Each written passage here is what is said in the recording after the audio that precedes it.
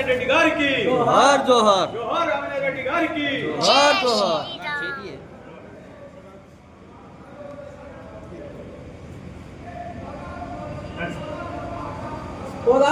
జోహార్ రామినారాయణ రెడ్డి గారికి, జోహార్ రామినారాయణ రెడ్డి గారికి, సాధిస్తాం రామినారాయణ రెడ్డి ఆశయాలను, సాధిస్తాం రామినారాయణ రెడ్డి ఆశయాలను.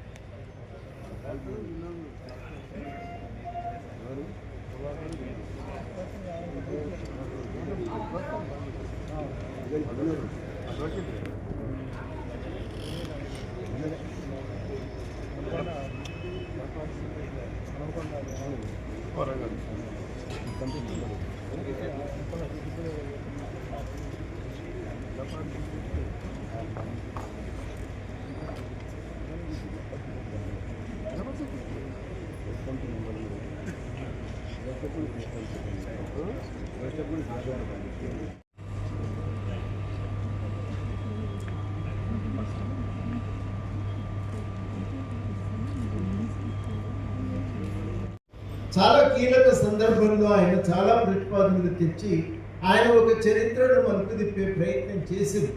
ఆ మలుపు తిప్పే ప్రయత్నం చేసే దగ్గర ఆయన వ్యక్తిగతంగా ఆనాటి ఏ సామాజిక శక్తులు పరిస్థితులు ప్రభావం చూపినాయి అనేది కూడా మనకి ఇంకా లోతుగా వెలుగులోకి రావాల్సిన అవసరం ఉంది. హీరోయిన్ల బయోపిక్లు వస్తున్నాయి కానీ ఇట్లాంటి రాజకీయ నాయకుల యొక్క బయోపిక్స్ మాత్రం మన దగ్గర రావట్లేదు. అది వాళ్ళకి చారిత్రక అవసరం.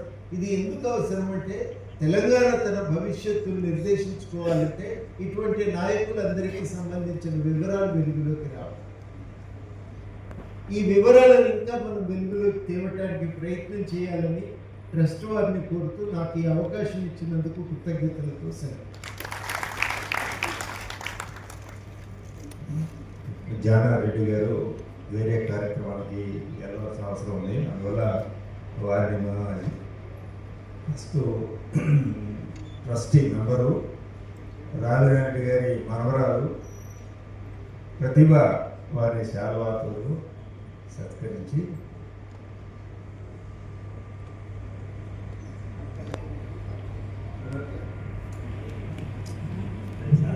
శాల్వాతో సత్కరించే ముందు మా డిమాండ్ ఏంటంటే రామినారాయణ గారి పేరుతో మంచి స్థలంలో ఆయన విగ్రహాన్ని పెట్టడానికి కావాల్సిన ఏర్పాటు చేస్తే బాగుంటుంది. నేను మాట్లాడేటప్పుడు కూడదనుకున్నాను, మరి జానారెడ్డి గారు వెళ్తున్నారు కాబట్టి సరే విగ్రహం ఒకటి తప్పనిసరిగా పెట్టాలని ఇంతలో ప్రతాప్ రెడ్డి గారు ఇక్కడ ప్రయత్నం చేస్తే అప్పుడు కిరణ్ కుమార్ రెడ్డి గారు ముఖ్యమంత్రి ఉన్నప్పుడు వార్తాపత్రిక యజమాని ఒక విగ్రహం పెట్టించాడు. అది నేను ఆ రోజు సో నా రిక్వెస్ట్ జానారెడ్డి గారితో ఎల్బీ నగర్లో బ్రహ్మాండమైన హాస్పిటల్ కడుతున్నట్టు దాని పేరు కంపల్సరీ విగ్రహంతో పాటు అది పెడితే రోజు పేరు మారుతుంది.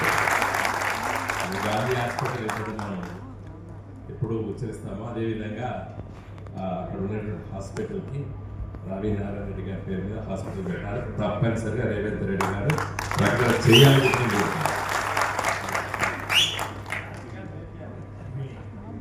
మీ అభిప్రాయాన్ని దృష్టి మీలో ఒకటిగా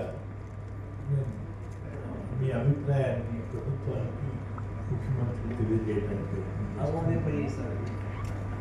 తర్వాత ఇది ఈ రామినారాయణ రెడ్డి గారి పేరుతో మీరు నిర్మాణం చేసుకోవటానికి ఈ స్థలం నేను మంత్రిగా ఉన్నప్పుడు ఇచ్చినటువంటి విషయం క్యాబినెట్లో ఆ తర్వాత ఆ రామినారాయణ రెడ్డి గారి ఆడిటోరియంలోనే వినోద్ గారికి చెప్తున్నాను ఏంటంటే తెలంగాణ సపరేట్ రాష్ట్రం ఏర్పాటు కొరకు అంకురార్పణ జరిపింది ఈ ఆడిటోరియం నుంచి. అందుకు నేనే అధ్యక్షుడిని. దానికి ఆ రోజు నేను గుర్తు చేస్తున్నాను. అంటే తెలంగాణ ఇప్పుడు పోతుంది కూడా ఏదో ఒక ఆ తెలంగాణ విభజన సమయంలో కృషి చేసినటువంటి వారందరికీ ఏదో ఆడియో రిలీజ్ చేయాలంట, దానికి కూడా పెడుతుంది.